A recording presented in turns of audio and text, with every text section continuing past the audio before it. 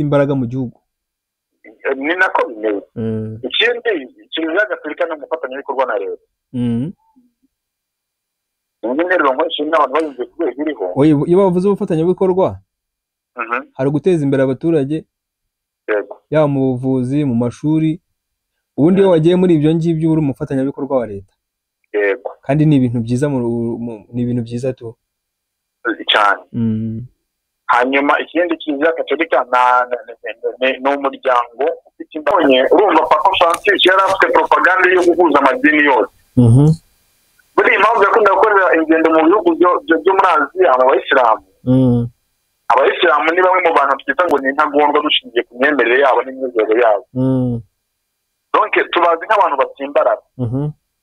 Byagombaga rero gutwara Papa Francis igihe n'umwanya kugira ngo abashe kumvisha bari abagabo ko bagomba nabo guhinduka bakaza, kandi yapfuye yarabigezeho. Yereke n'isi nyine ko nta mutima mubi uhari hagati y'abayisilamu n'abandi. Yego, kandi burya ko wenda nta mwanya uhagije gifite burya Katolike na bayimini Islam n'abana ba Katolike. Sikomeza.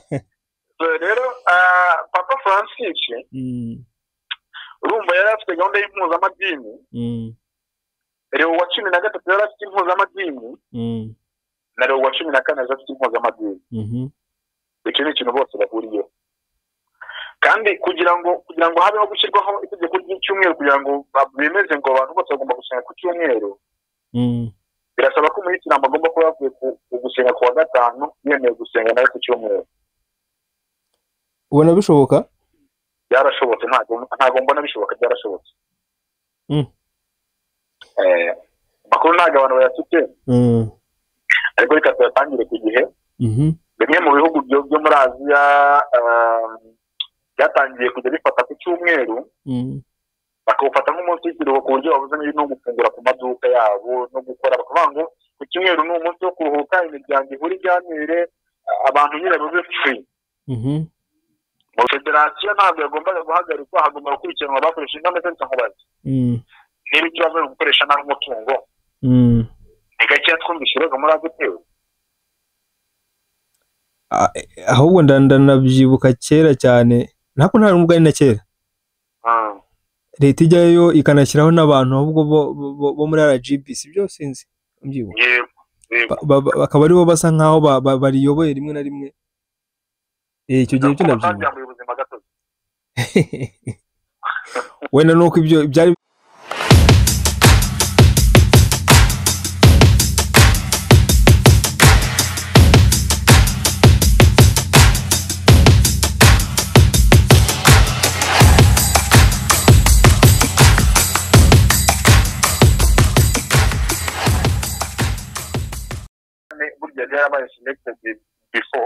yari yaratoranyijwe mbere. Ushatse kuvuga ko yarategereje? Donc nago bundi hari ukuntu tuvuga ngo ni amatora, ariko uko iyo twinjiyemo imbere cyane dusanga Pope Francis yari yarafashe abakaridinali bane ba mbere bakomakomye muri Roma, arababwira ko umusimbura agomba kuba Leo wa 10, agomba kuba Robert. Noneho amatora ni ukugira ngo bereke rubanda ko ni ukugira ngo bereke rubanda ko nyine ibintu birimo biranyura mu mucyo. Ni nayo mpamvu uramwotsi uriya mbo turaza wenda umwotsi we nawe turaza kugarukaho kugira ngo tubanze guhera imuzi gato. Mbo wari umaze kuvuga ko yasa nk'umuntu nyine wari uhari cyangwa se wari waratoye kera, wenda hari hasigaye icyo twakwita wenda ngo igihe ngo kibigaragaze. Hanyuma ubwo nibyo wari kudusobanurira. Ariko mbere yuko dukomeza gatoya, mbonye bya bintu byo Leo wa 14 yagenderagaho cyane. Icya mbere kwari kongera gukomeza Roma. Icya kabiri yitaga ku mibanire y'itorero na leta. Icya gatatu yashaka kugendana n'ibigezweho. Icya kane ari umurwanashyaka w'impuzamadini. Ibintu kari bine nibyo Robert wa 13 yarashyize imbere. None papuje aje Robert wa 10 ari byanjye bango no Papa wa 13 Leo wa 13 nibyo yagenderagaho. Ibyo Leo yarashyize wa imbere 14 nawe nibyo ngibyo niwo mu yagiye kugenderaho. N'ikimenyimenyi gusa tumubonye aza akavuga ngo iki ni igihe cyo gushyira mu bikorwa tukava mu magambo. Ni ijambo yavuze ku wa gatandatu ushize ku wa gatanu wa leta. Ni ryo jambo agejeje ku bantu babwira ngo mureke tuve mu magambo duciye mu bikorwa. Ni igihe cy'ibikorwa. Yego. Bo urumva harimo ingingo uri kugenda umentioning aho wenda tuzafatira umwanya. Reka twahita tujya wenda ku kuba akomoka muri Amerika. Hari abantu babihuje no kuba barabonye Donald Trump yagize yambaye imyenda mbese ameze nka papa. Okay, reka ibintu tubisobanuye muri ubu buryo. Niyo mpamvu kugira ngo ntabwo kuba papa yarabaye umunyamerika ntabwo byari bitunguranye. Urumva Donald Trump yaravuze ngo yakishimira kuba papa wa Kiliziya Gatolika. Ariko Donald Trump ntabwo ari umukaridinali. Hano mbere n'umuhereza. Si n'umusaseridoti. Cyangwa se umupadiri. Noneho ikikubwira ko ibintu biba biri seriye mbabwira ngo isi kirimo ntabwo abantu baba bayisobanukiwe. Yakoze ifoto arangije yishyira kuri official website ya White House. Ibiro bikuru bya Leta Zunze Ubumwe za Amerika. Nuza gusesengura rero urasanga Donald Trump ntabwo yarimo aravuga ko we ubwe ari gushaka kuba papa ahubwo yerekana ko igihugu cye kigiye kuvamo umupapa. Ushatse kuvuga ko we yarazi amakuru ego ko yarayafite cyane. Kuko none se ngira ngo ibyahise kugira ko hari inyamaswa ebyiri yavuye mu butaka niyavuye mu nyanja kandi tuzi neza ko Donald Trump nanuza na Pope Francis bana abantu bakoranaga mu buzima bwabo bwa hafi.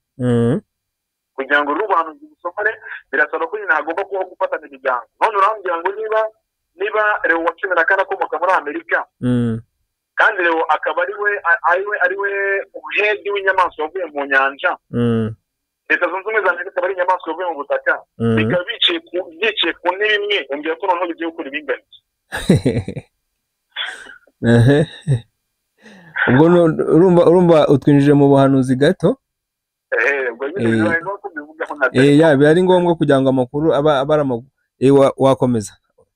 Aba ari amakuru yuzuye. Icyo bashaka kuvuga ni uko urumva Papa Francis mbere y'intumva rero amaze kuvuga ko ugomba kuba hakuzamukurikira ari Leo wa 14 uriya Robert w'umunyamerika. Donald Trump nk'umuntu wari uzi amakuru buriya hari ibintu reka kumubwira impamvu ibintu baba babizi bakabigisha ariko ntumenye. Rero COVID-19 ijya kuba Bill Gates yabwiye abantu ngo umwanya wo kugira ngo mukore amashoramari mu bindi bidatinze COVID iba. Kandi nibyo bintu abantu bihutiye bya bindi yaravuze nibyo abantu bihutiye gushyira mu bikorwa. Yego byihuse. Hari n'ibindi byinshi bigenda bibaho nyine tukagenda tubibona. Kuko nagwa nk'urugero nka ni filime yigeze gukina ntabwo muri ukuntu yitwa neza. Okay, ndumva yitwa ngo kurwanira ejo hazaza. Intambara y'ejo hazaza, Tomorrow War. Yes, ndayibutse. Yitwa The Tomorrow War. Sinzi niba warayibonye. Ni intambara barwana bavuga ngo bagafata abantu bakababwira ngo bajye kurwana ejo hazaza habo hazaba ari heza. Bagafata abana ngo bakabajyana mu hazaza bakajya kurwana. Ngaza ngo barwana n'iki? Ni ibinyamaswa barwana nabyo wenda nk'umuntu ukurikiye urubura akaba atararebye filime. Ni ibinyamaswa barwana nabyo noneho bagiye bakavuga ngo ibi binyamaswa birarwana byagera ku isi abato bikaruhuka. Gutyo nyine ngo byagera ku isi abato bikaruhuka. Ubwo birumvikana wenda ko urumva harimo byahita bisaba ngo usubire inyuma no mu buhanuzi cyane. Okay, ntabwo uyu munsi ntabwo nzikunda menye papa se ubuhanuzi. Nyine icyo bategura bamaze kwipanga kera. Nibyo nashatse kuvuga wenda hari igihe tuzicara turi na live wenda mu ntuza mu kiganiro turi kumwe twese kugira ngo tugire ibintu tuganiraho n'ingingo nyinshi cyane kuko zirahari. Twari kugira ngo dusobanukirwe wenda aya makuru ari hano hanze n'abantu iyo bagenda bayasobanura mu buryo butandukanye kandi wenda hari ikintu nyamukuru kiba kibyisha inyuma cyane. Twari tumaze kubona uburyo impamvu yaturutse muri Amerika. Ahubwo ikibazo cy'amatsiko twakomeje kwibaza, hari abantu babonye muri mwotsi w'umukara uzamuka, urandi kukubwira ibyagiye bica kuri social media cyane, yego, akavuga ngo mu mateka twaba tugiye kubona papa w'umwirabura. Urumva ubwo icyo ni ikibazo cy'abantu bibazaga, kubera ko wenda reka utari wakomeza aho ngaho, ubundi isi igira abapapa babiri, but people ntabwo abantu babizi. Tugira uwitwa white pop, tukagira n'uwitwa black pop. Bora nicyo nanjye gukurikizaho mu kanya, ariko urafatiraho kuko hari ikibazo cyavugaga ngo kuki hadatorwa papa w'umunyafurika.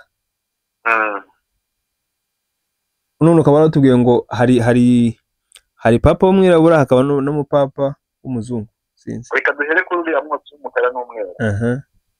Ubundi abafite imyemerere ya Kiliziya Gatolika bemera ko iyo hazamutse umwotsi w'umukara ngo papa watoye abatemewe n'ijuru. Niyo meaning ubundi ngo ubwo niba batwite turiya dupapuro batoreraho akazamuka umwotsi w'umukara, ni ikimenyetso cyerekana ko papa atemewe. Ariko biriya ni ikinyoma, ntabwo ari kwemeza,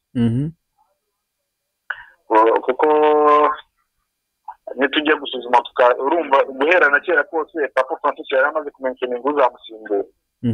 Yes, kuba yarazwi rero kuba abantu bagiye kwicara, ni nka kwa kundi k'umwarimu aba azi igisubizo runaka, ariko akabanza agatanga amahurizo, abanyeshuri bakabanza bakarwana, yewe rimwe na rimwe agafata n'inkoni agakubita abo byananiye, kandi abizi neza ko igisubizo gihari direct. Yes, na biriya rero ni ukugira ngo berekane ko ibintu byagoranye, berekane ko abantu bagiye mu masengesho rwose papa yavuze, papa uzayobora itorero ry'Imana yavuze, ariko ntabwo ari ko ibintu byo burya abahari, ahubwo ni ukugira ngo berekane ko nyine ibintu byakomakomeye cyane. None se kuko hari aho nigeze kumva bavuga ko, ntabwo ndi kubika umwaka, bavuga ko uriya mwiherero ushobora kuba waramaze, niba bavugaga iminsi ingahe, byatwaye igihe kinini cyane. Se yaba yarateguwe bigaporonda bikamara icyo gihe kinini, cyangwa bakavuga ngo tugomba gufata iki gihe kugira ngo, mbese ni nko kuducanganyikisha n'icyo ushatse kuvuga? Aha ni ukutuvangavanga ubundi. Reka dufate ku rugero, ubu ngubu tuvugana turi gukora ikiganiro. Yes, ni wowe uyoboye ikiganiro. Yes, ushaka wahita umbwira ikiganiro kirarangiye aha ngaha nkahita ducika. Yes, unashaka wakomeza kumbaza ibibazo mpaka nijoro nabuze nuko nanjye ninyegambo. Nuko rero nabo batugenza nyine kubera ko bafite igihe cyabo mu biganza, bakora ibyo bashaka kandi bakabikora igihe bashakiye, ndetse mu buryo bwo kugira ngo nyine berekane ko ibintu rwose ntabwo ngo birimo Imana, bakerekana ko byagoranye. Barabanza bakavuga ko byagoranye, abakirisitu ba rubanda rugufi bakavuga amarozari, bakavuga amashapure, bakambaza Bikira Mariya na nyirakuru byose mbese. Ariko nyine igisubizo cyaboneka ko Imana iradusubije, ariko mu by'ukuri hakaba hari abapanze uko ibintu bigomba kugenda. Ibyo rero bibera mu isi y'umwijima, ni kuriya bigenda. Ntabwo ruvuga ngo iyo byamaze igihe kirekire ngo papa ngo aba yavuze ngo biba byagoranye, reka keretse umuntu utazi papa uwo ari we niwe watekereza gutya. ubona ari ryari hatorwa nk'umupapa w'umwirabura cyangwa se uturuka muri Afurika? Ntabwo byashoboka. Ushingiye ku ki? Bavuga ko bitashoboka, bari abagabo bagira irondaruhu n'icya mbere, kandi irondaruhu ntabwo ribemerera ko bashobora kwibazwa n'umuntu wirabura. Wenda umuntu ashobora kwitegereza none ngo Kardinali Kambanda yagiye i Roma,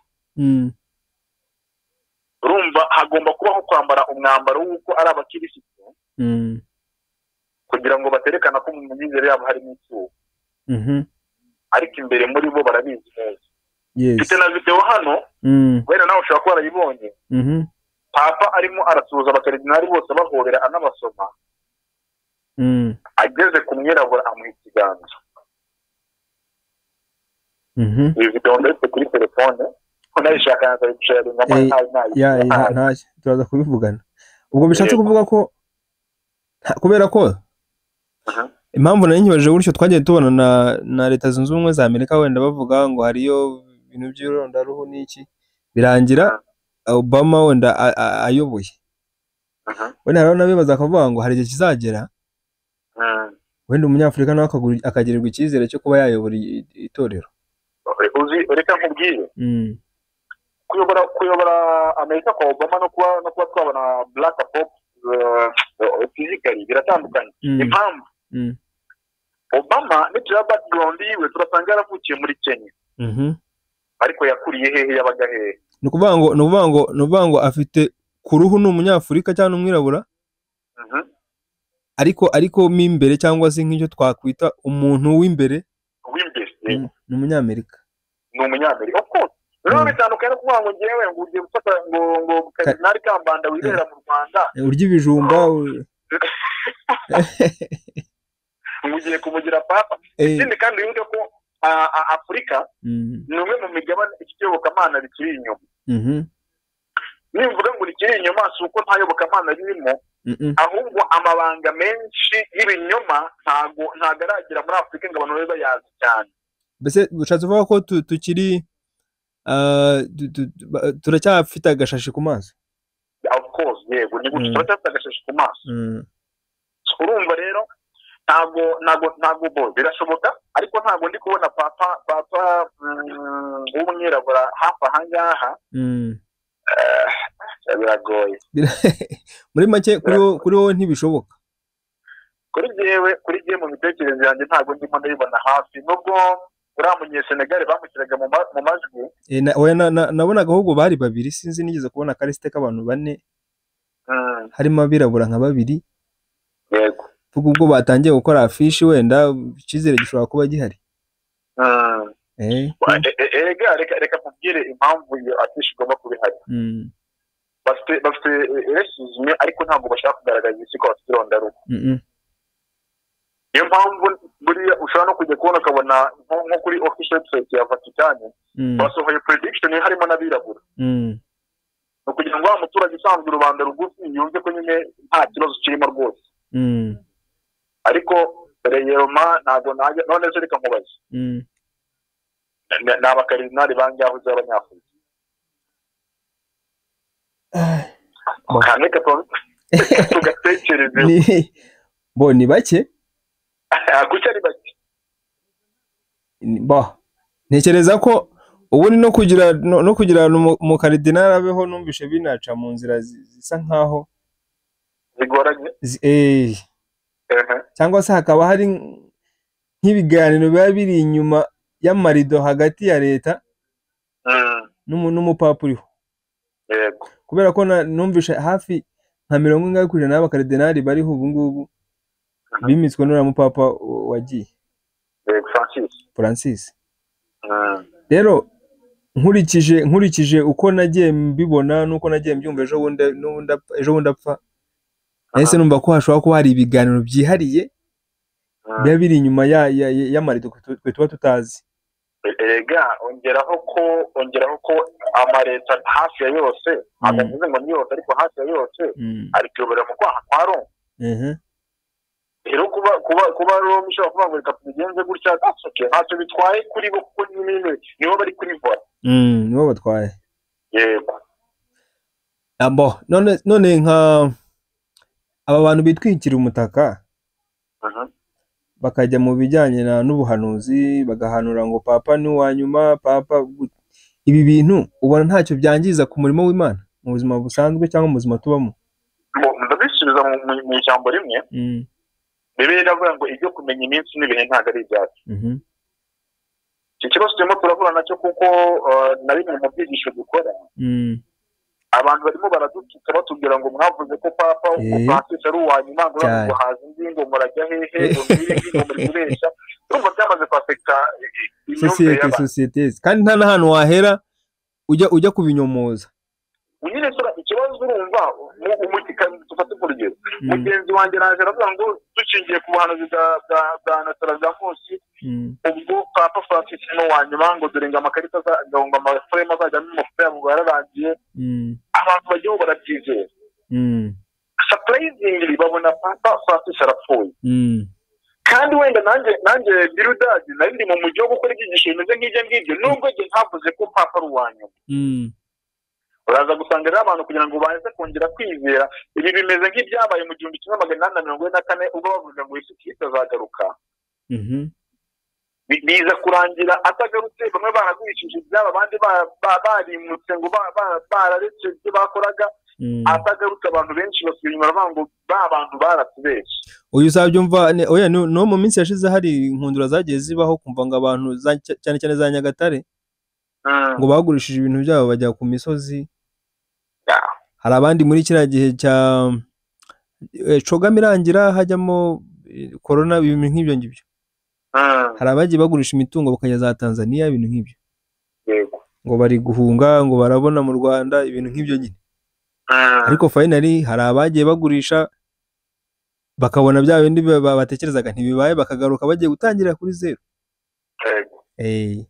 muri make kuri wowe ni ibintu ubona biri gusubiza umurimo inyuma cyane ku rwego rukomeye cyane buri dushingiye ku mateka y'itorero igihe cyose hagiye habaho kwestimatinga abantu bakavuga ngo igihe kiniki bakagishyiraho byagiye bituma abantu benshi bagwa kandi bagasubira rero icyo mbona dukwiriye birashobora ko wakora ubusesenguzi bw'ibigiye kubaho bakora wenda ubusesenguzi bw'ibiri kubona ushingiye ku rufatiro rw'ibyatambutse ariko tukirinda gutangaza igihe nyacyo ngo tuvuge ngo iki gihe kimeze gutya ni ukuvuga ngo ibijyanye n'igihe si ibyacu ntabwo ari ibyacu kuko dufashe nk'urugero nk'ubu hari igihe umuntu ashobora kuvuga ngo papa Leo wa 14 niwe wa nyuma kuko bikabaho wenda akaba ari we wa nyuma akaba ari we usohoza ubuhanuzi ariko ntabwo si byiza ngo twitekereza ngo Papa Leo ni uwa nyuma ahubwo reka turebe ibikorwa bigiye gukora ko ibikorwa n'ibyo kuko kuvuga ngo umubwiye ngo rero ngo ejo wenda ngo hazaba ubukwe ugakomeza ngo hazaba ubukwe njye nta myiteguro nta kintu bishobora kumarira ahubwo ibyiza ngira ngo rero itegura ubukwe bugiye kuba nkaba nameshe nkaba nakarake nkaba niteguye neza ku buryo n'uwantungure yasanga byo niteguye nicyo kintu gikenewe rero yego none hari imirongo uriya Papa Francis yasaga nk'agenderaho urabizi ari umwe mu bapapa basa nkaho bakoreye ingendo nyinshi mu bihugu bya Aziya cyangwa se kwihuza n'abayobozi b'idini ya Islam warabibonye ni umwe mu bantu bagiye baha ijambo cyane abaryamana bahuje ibitsina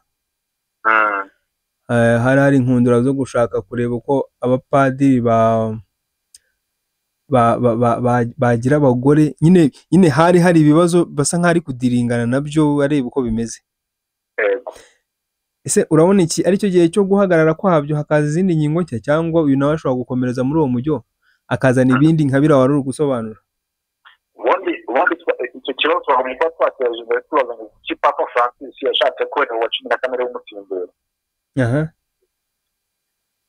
Papa Francis yari umujesuite kandi uyu Leo nawe mu 1824 nibwo yari asoje kwiga mu ishuri ryitwa Vitarugo ry'abajesuite urumva Papa Francis yari afite propaganda yo guhuza amadini yose buri impamvu yakunda gukorera ingendo mu bihugu byo muri Aziya abayisilamu ni bamwe mu bantu twita ngo ni intagondwa dushingiye ku myemerere yabo n'imyizerere yabo donc tubazi nk'abantu batsimbarara byagombaga rero gutwara Papa Francis igihe n'umwanya kugira ngo abashe kumvisha bari abagabo ko bagomba nabo guhinduka bakaza kandi yapfuye yarabigezeho yereke n'isi nyine ko nta mutima mubi uhari hagati y'abayisilamu n'abandi yego kandi burya ko wenda nta mwanya uhagije gifite burya katolike na bayimini Islam n'abana ba katolike yego abantu ntabwo babizi ariko n'abana ba katolike cyane ni bamwe nimvuga ngo 100% they are all the same ibi mbyanditse ku ruhande ibyo ni ibintu bizamfata umwanya nka ukaza ukatunyura muri make komeza rero Papa Francis urumva yari afite gahunda y'impuzamadini Leo wa 13 yari afite impuzamadini na Leo wa 14 zafite impuzamadini. Icyo ni ikintu bose bahuriyeho. Kandi kugira ngo habeho gushyirwaho itegeko ry'icyumweru kugira ngo bemeze ngo abantu bose bagomba gusenga ku cyumweru, birasaba ko umuyisilamu agomba kuba yavuye ku gusenga ku wa gatanu yemeye gusenga nawe ku cyumweru. Ubona bishoboka? Byarashobotse, ntabwo mbona bishoboka, byarashobotse. Makuru ntabwo abantu bayafite, ariko reka tuyatangire ku gihe. Bimwe mu bihugu byo muri Aziya byatangiye kujya bifata ku cyumweru, bakawufata nk'umunsi w'ikiruhuko ku buryo babuze no gufungura ku maduka yabo no gukora. Bakavuga ngo ku cyumweru ni umunsi wo kuruhuka, imiryango ihura iganire, abantu nyine babe free. Mu bihugu bya Aziya ibintu byatangiye iminsi yashize. Ni amakuru asa nk'aho ari mashya mu matwi yacu, nanjye ndimo ariko ntabwo nyine abantu benshi babizi. Niyo mpamvu navuga ngo urubanza rugufi ntabwo tuba tuzi ibintu biravugira. Abisilamu bemeye kuva ku munsi wa gatanu, kuko papa yari afite akantu kitwa ngo ni Cleo Lamuru, bivuze ngo twizerera mu rukundo. Bari bavuga ngo twizerera mu rukundo, bivuze ngo uko waba usenga kose n'umunsi waba usengaho udafite nta kibazo. Ariko kubera gahunda y'ihungabana ry'ikirere, ngo barashaka gushyiraho umunsi umwe nyine kugira ngo nibura isi igira umunsi umwe w'ikiruhuko, inganda zahagaze, amamodoka yahagaze, akazi kahagaze, abantu bose bari mu mwanya umwe, ndetse banasenga kugira ngo ubukungu bw'isi buri kumanuka bwongere buzamuke Imana ibumve. Niyo mpamvu rero umuyisilamu yemeye kuva aho ngaho, nubwo bitari byaba official, ariko nyine urumva byaratangiye. Burya iyo avuze ati ntacyo kuwa gatanu turasenga, hanyuma ariko no ku cyumweru nabwo tuzaruhuka, ntabwo tuzakora. Urumva aho biba biri kwerekeza. Ubu uri muri uwo mujyo. Yego, umuntu rero usigaye cyangwa se abasigaye ni abadivantisite gikomeje kwizirika ku isabato.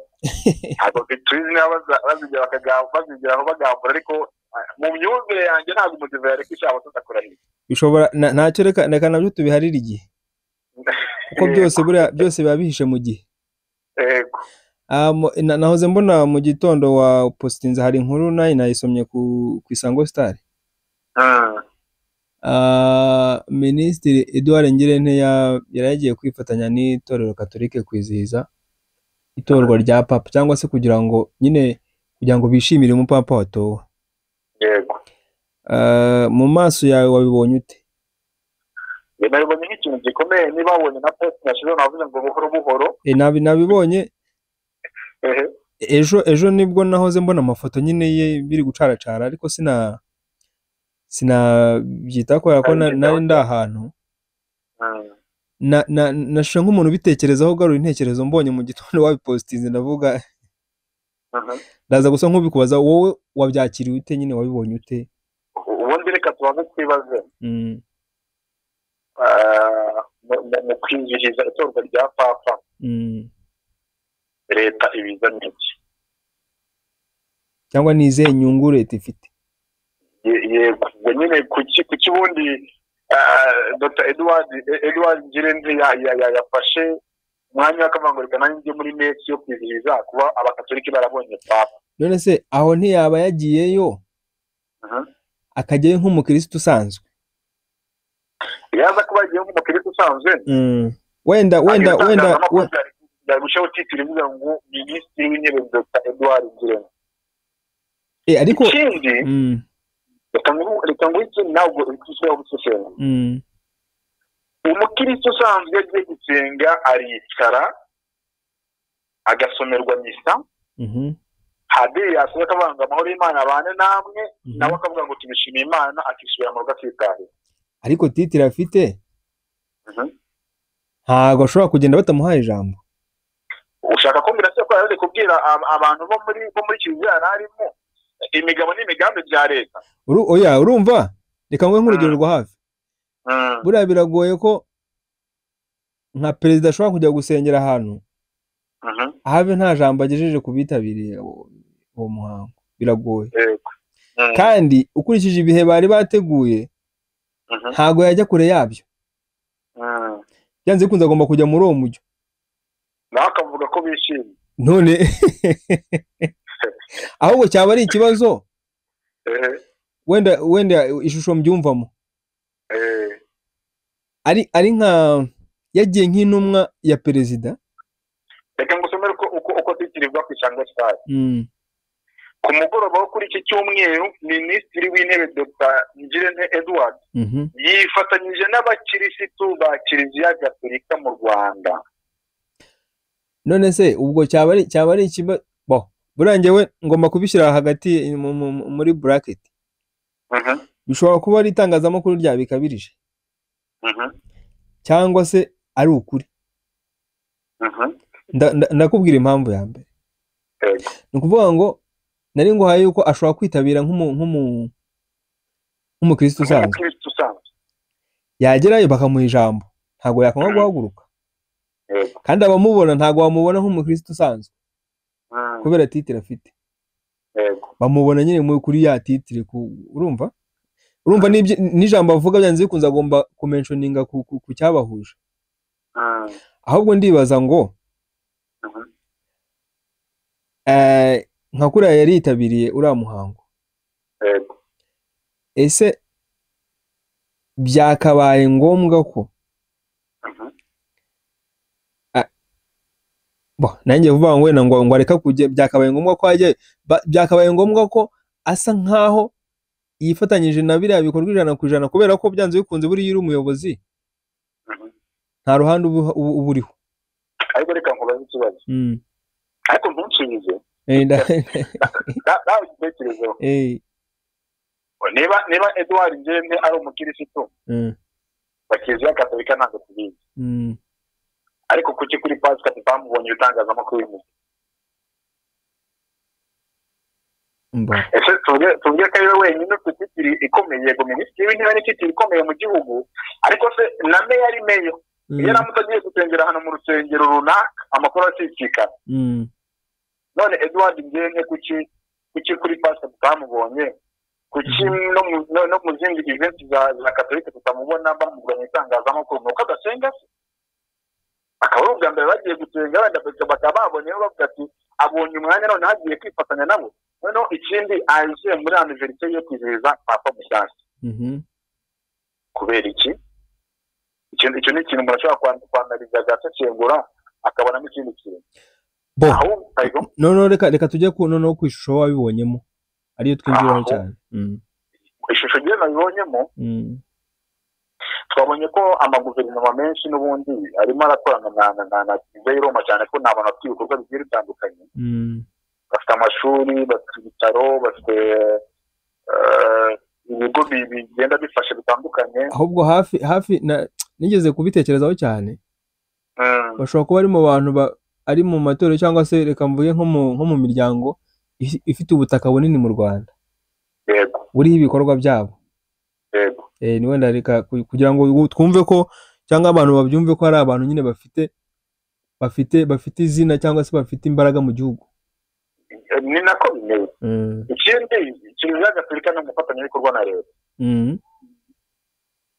Rero ngo ishimwe abantu bayumve ku rwego iriho. Iyo bavuze ubufatanyabikorwa hari guteza imbere abaturage, yaba mu buvuzi, mu mashuri.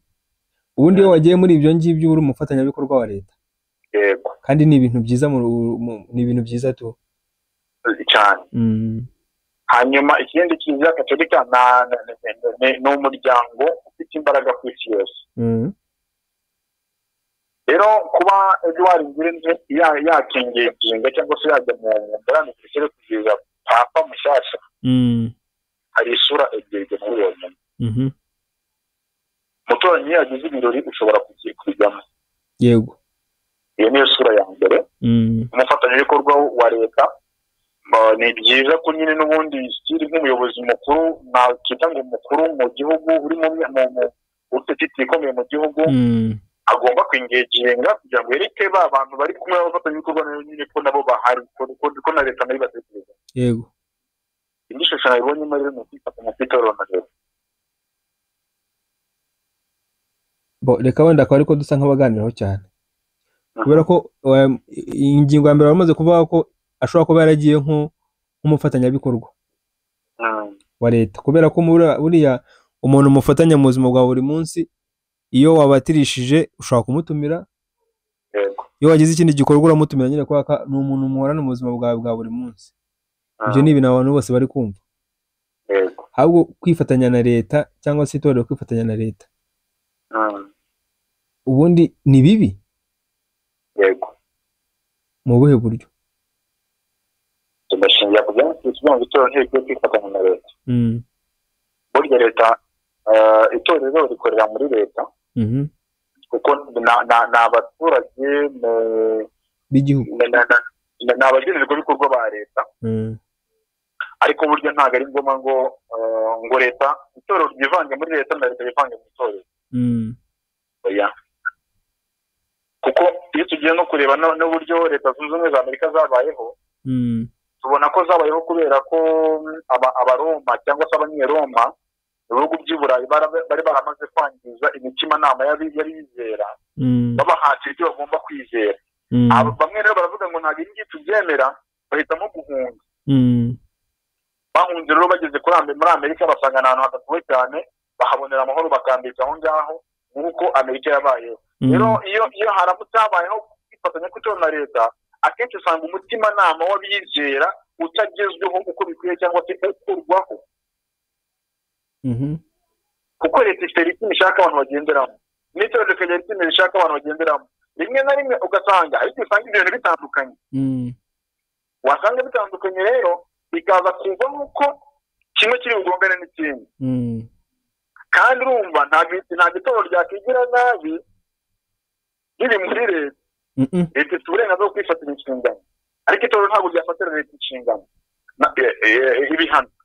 Rero icyo nshaka kuvuga, mu bundi itorero rigomba kubaho ryumvira ubuyobozi buriho, ariko ntiryivange mu buyobozi. Leta nayo igafasha itorero ariko ntiyivange mu itorero. Urumva byanze bikunze kuyifasha, iyifasha ryari ubundi? Just gutanga uburenganzira. Cyo ni cyambere. Nta kindi kirenze icyo ngicyo. Ariko nanone reka dufatire muri izi nkundura ziriho muri iyi minsi. Bivuga ngo muri iyi minsi hari ihagarikwa ry'amatorero amwe n'amwe, bigendeye kuko RGB bivuga ko badafite ubuzima gatozi cyangwa se batujuje ibisabwa n'ibindi. None ni ryari leta izafata inshingano yo kugira ngo ijye gusa nk'aho ibintu bishyira ku murongo? Kubera ko byanze bikunze iyo byajemo akavuyo bigira ingaruka ku baturage b'igihugu cyane, kandi igihugu kiba kigomba kurebera abanyagihugu bacyo. Ese ubwo itorero ntiryaba ari ryo ritiza umurindi leta kugira ngo yivange mu bintu byabo? Niba wumvise neza, natangiye mvuga ngo itorero rigiye kumvira leta nk'abayobozi, ariko ntiryivange muri leta. Ariko nanone leta nayo ikwiriye gutanga uburenganzira amatorero agakora, ariko ntiyivange mu matorero. Kuko imyemerere ni imyemerere, uko nemera ntabwo wabikuramo, nawe uko wemera sinabikuramo, ahubwo dukwiriye gufatana urunana, imyemerere yawe n'iyanjye bikabyara umusaruro. Ariko hari kugaragara imbogamizi z'uko iyo amatorero, wenda turaza kubireba hano hari itorero ejo bundi bafunze, niba ari Grace Room Ministry, kubera ko ibyo bandikishije berekana ko aribyo bagiye gukora bihabanye n'ibyo bakoraga. Urumva byanze bikunze, urumva ni impamvu igomba gutuma leta igomba gutungamo itoroshi, sibyo? Ni ukuvuga ngo iyo ugiye kwiyandikisha wenda gukora, ugomba kwerekana umurongo ugomba kugenderaho, sibyo? Kugira ngo bavuge ngo niba ari Katolika iri gukora ibi, kandi ibyo bagaragaje n'ibyo bari gukora turabona batari kujya kure y'umurongo. None ibyo ugaragaje n'ibyo uri gukora nta hantu bihuriye namba, sibyo? Ibyo urumva nyine atari bimwe mu bintu nyine biri gutuma, ni nko gushima nyine kugira ngo leta nyine ize buriya rero intumbero yabayeho yo gufunga insengero n'iyindi itakurikiwe cyane ko nawe nkubajije impamvu bafunze insengero ntabwo wayibona, ariko hari ibyo bagaragaza. urugero hari ibintu basabaga, nk'ubu hari itorero nzi ryafunzwe kwa kuri tegera puberi. Urumva? Puberi? Yes. Urumva? Ugomba kugira imirinda nkuba, ugomba kugira, ni ukuvuga ngo hari ibyo leta isaba amatorero. None se muvandi abamaze kuzuza ibyo ngibyo ko mbizi ko bahari barafunguriwe, bashobora kuba batarabisabye cyangwa bataragiye kwidekarara ko basoje. Ariko niko bitwetereye. None se ntegereza ko niba hari ibisabwa ukaba wabyujuje, cyangwa se hakaba hari igihe cyagenwe bizakorerwamo. Yes. Wenda bakavuga ngo igihe kirageze tugiye kureba abantu bujuje bya bindi byose bisabwa, hanyuma tubakomorera. Reka nkwereke. Muri motifu RGB yatanze yo gufunga insengero harimo imirinda nkuba, bifata amazi, kizimyamoto, za kizimyamoto, parikingi. Yego. Ariko hazamo n'ubuso bw'urusengero rwubatseho ndetse n'aho urusengero rwubatse. Burya akenshi na kenshi iyo hagiye gufata imyanzuro hagenderwa ku byabanje kuba aribyo bituma imyanzuro ifatwa. Urugero wenda niba wenda habayeho nk'ibiza, dufate mu rugero urabona leta yazanye propaganda yo kuvuga ngo mureke abantu bave mu manegeka bajye gutura mu midugudu. Icyo ni ikintu cyumvikana kubera ko dufite records z'imibare y'abantu bagiye bishwa n'inkangu, kubera ko nyine imvura yagwaga ibintu inkangu zikabahitana kubera ko batuye nabi. Turabibona. Ufite ripoti zingahe zerekana ahantu insengero zahiye zigasuka abantu? Oya, ahubwo mu bijyanye n'ibiza ntekereza ko nta munyarwanda ibyo wabijya kure, nyine turabizi. Yego. Noneho icyo navugaga wenda birashobora ko ripoti ishobora kuba ihari tukaba tutayizi, ariko nta ripoti njyewe ndabona yerekana ngo mu Rwanda hahiye insengero zimeze n'izi, inkangu zahiritse insengero zimeze n'izi, inkuba zimaze gukubita insengero zimeze n'izi, akaba ariyo mpamvu tubabwiye ngo tubigenze gutya. Arega leta kuba nayo motifu. Byarashobokaga ko babwira ba nyiri insengero ngo tubahaye ibyinshi n'iki, mukemura ibibazo, n'impamvu mutari mwabikemura tuzabafungira kubera impamvu z'umutekano w'abakristo basengera mu hantu. Ariko bagaragaza ko ibyo bintu byigeze kuba muri cya gihe cya corona. Hari abagiye babimenyeshwa, noneho haza gusa nk'agahe kuko ibintu bisa nk'aho byasinziriye. Hanyuma higenzura ryongeye gukorwa, basanga bimwe bamenyeshejwe, hari ababikoze, hari ababishyize nyine bashyize hariya mu madokima barabika. Ni ukuvuga ngo si uko batari babizi, ahubwo bisa nk'ibintu byagabanyije umuvuduko byari biriho kubera kwa kwiyubaka kwa leta nyuma ya coronavirus n'ibiki. Leta ihugiye mu bindi, ariko nyuma aho byaziye biza noneho bifite izindi ngufu. Urumva bavuga ngo habayeho kunegirija, habayeho kutumvira amabwiriza n'iki, babikora no ku rwego rusumbye urwo byari biriho mbere. Uzi ikibazo cye? Biratangaje ukuntu umuntu ashobora gufunga urusengero aruziza umurinda nkuba usengerwamo, urusengero rusengerwamo rimwe mu cyumweru, ariko ugasanga hari ahantu hari isoko cyangwa hari ishuri ridafite umurinda nkuba kandi rigizwemo n'abantu benshi. Barangiza bakabwira umuntu ngo shyira sound proof mu rusengero, turi bujyemo ku isabato cyangwa cy'umweru cyangwa se kuwa gatanu, ariko akabari kakira abantu benshi bashyiramo sound proof kandi arimo hava urusaku. Rero ikintu cyo gufunga insengero wemerera dushyireho point tukihoresha. mbo ntacyo ubundi hari ibintu abantu basa nkaho nyine tuba tuganira kugira ngo ni ukuvuga hari ibigenda byuzuzanya wenda mu kiganiro. Hanyuma tugiye kuruka kuri ntuza kuri Grace Room Ministry ejo bundi yahuye n'ibizazane isa nkaho bayihagarikira gukorera mu Rwanda. Nahoze mbona ejo hari ahantu bari banditse yuko hari umutungo hafi miliyari imwe niba ari miliyoni 100 zakoreshejwe nabi. Urumva iyo ni raporo ya RGB. Ubundi mbere yuko ibyo tubyinjiramo ririya torero matorero yamaze kugira imbaraga hano mu gihugu, aho hari imvugo igezweho nk'ubu ngubu ngo kwipevera, aho bipeveraga arena. Ejo nahoze mbona yuko ngo ishobora kuba ikodeshwa miliyoni 50 harimo na sound system byose hamwe. Urumva ni itorero risa nkaho ryari rifite imbaraga ndetse no gutanga umusanzu nyine mu iterambere ry'igihugu.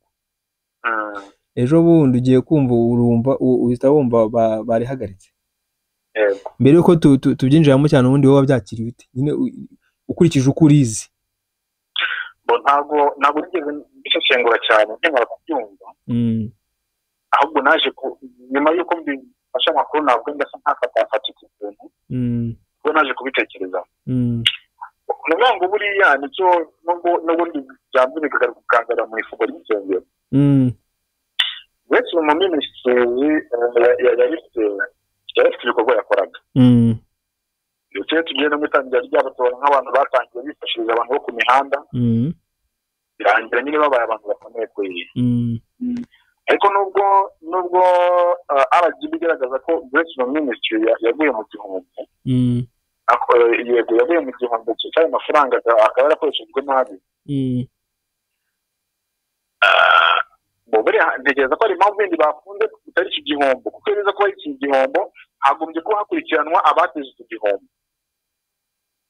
Urumva mu itangazo nge nasomye bavuze ko hari ibyari byanditse mu masezerano bagiranye na RGB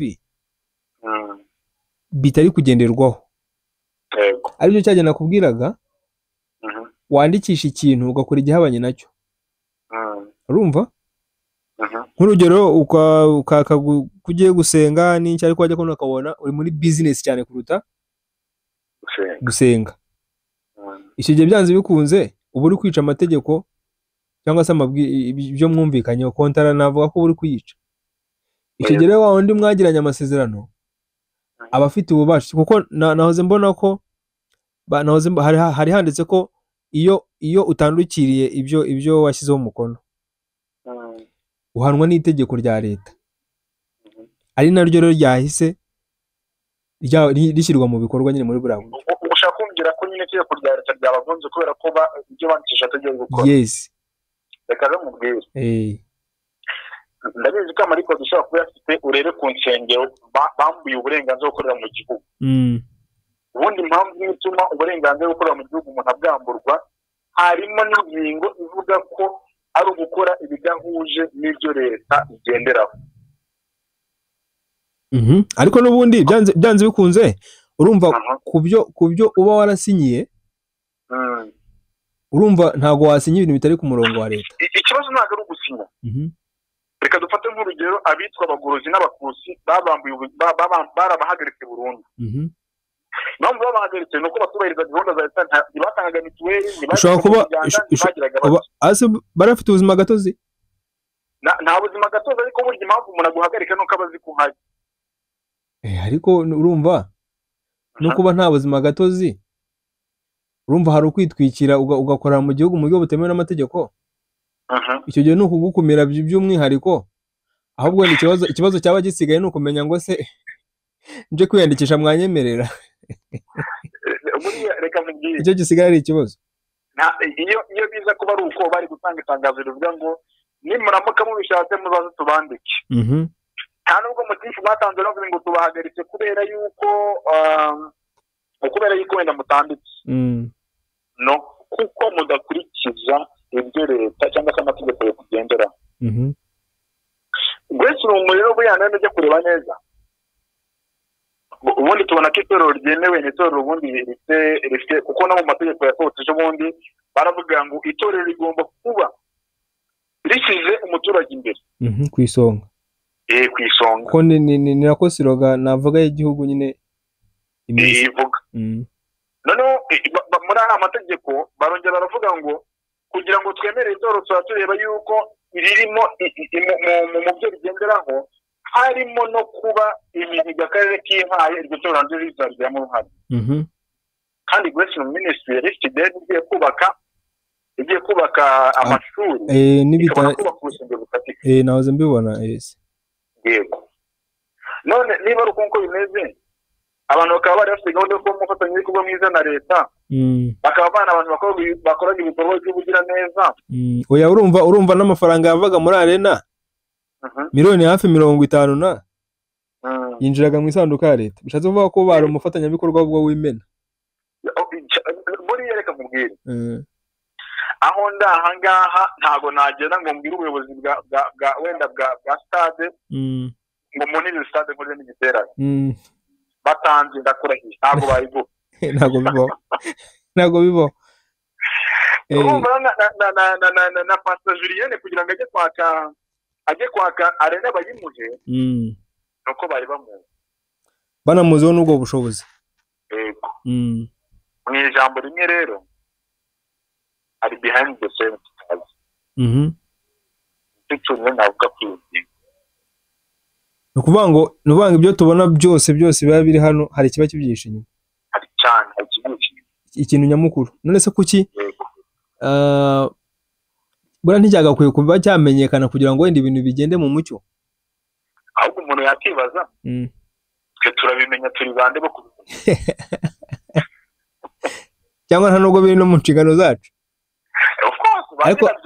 Ariko twe turi n'abagenerwabikorwa. Turi abagenerwabikorwa, turakira ibyo baduhaye akaba ibyo dufata. Nka Pastor Julienne baba bamuhagarika ari umuntu wenda rufite niyo kredi, niba wenda gahunda ari ikoreshwa nabi by'umutungo, ntabwo federasiyo itorero niba ryari ryanditse federasiyo ntabwo yagombaga guhagarikwa, hagomba gukurikiranwa abakoresha n'amategeko nkubazi.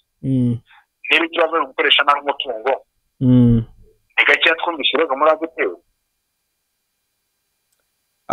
Ahubwo ndanabyibuka kera cyane, ntabwo nta n'ubwo ari na kera leta ijyayo ikanashyiraho n'abantu ahubwo bo muri RGB si byo sinzi mbyibuka.